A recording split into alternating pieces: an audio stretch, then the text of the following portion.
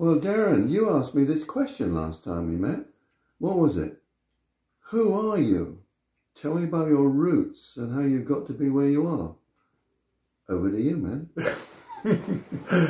Wow, who am I?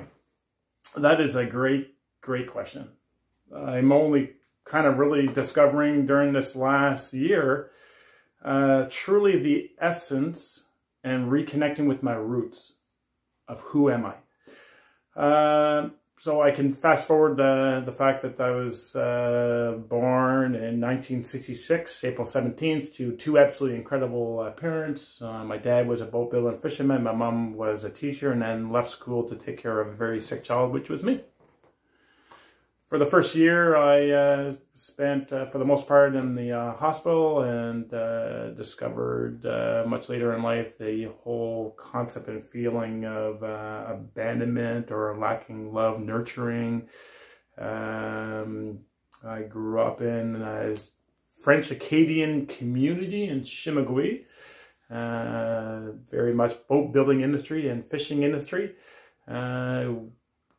Grew up in a family that was a little bit of domestic violence and being exposed to a father who was an alcoholic and only discovered much later in life about burying stuff that he didn't have the tools to work through. Mm-hmm. So masking that piece and then experiencing that impact on myself through life.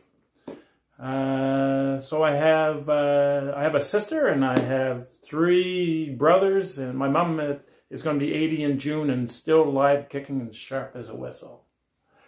At the age of 12, I lost my dad, and the impact of losing my dad through suicide, I masked and buried as a boy behind a uniform.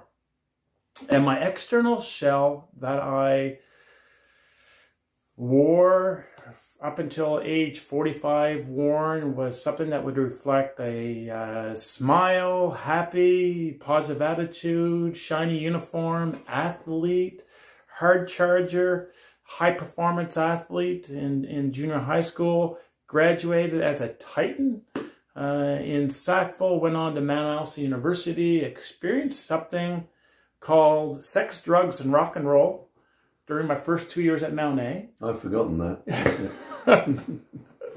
And that was all related to something I experienced when I came back from Germany in '84 called survivor's guilt. Mm-hmm. And it was connected to losing my dad. And how I was able to deal with all that internal turmoil was masking it through addictive behavior.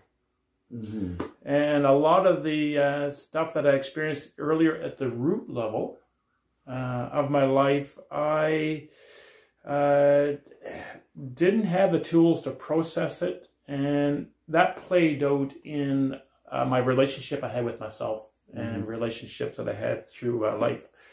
So that brought me to age 45, coming back from overseas and taking the uniform off as best I could at the time and start, we heard the word exploiting, exploiting myself. Who am I? And that journey of who am I really started in about the fall of 2011. Took a year to go back to school and start discovering who am I. And then, you know what, Warren?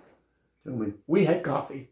We had coffee, Darren. Had coffee in the fall of 2012, where I, for the first time, experienced being listened to at a much deeper level. And as a high-performance athlete, educator, leader in the Canadian Armed Forces, I started to connect with a pillar that allowed me to connect with my root and the essence of who I am. And that was called the emotional pillar, which I had no knowledge of prior to that.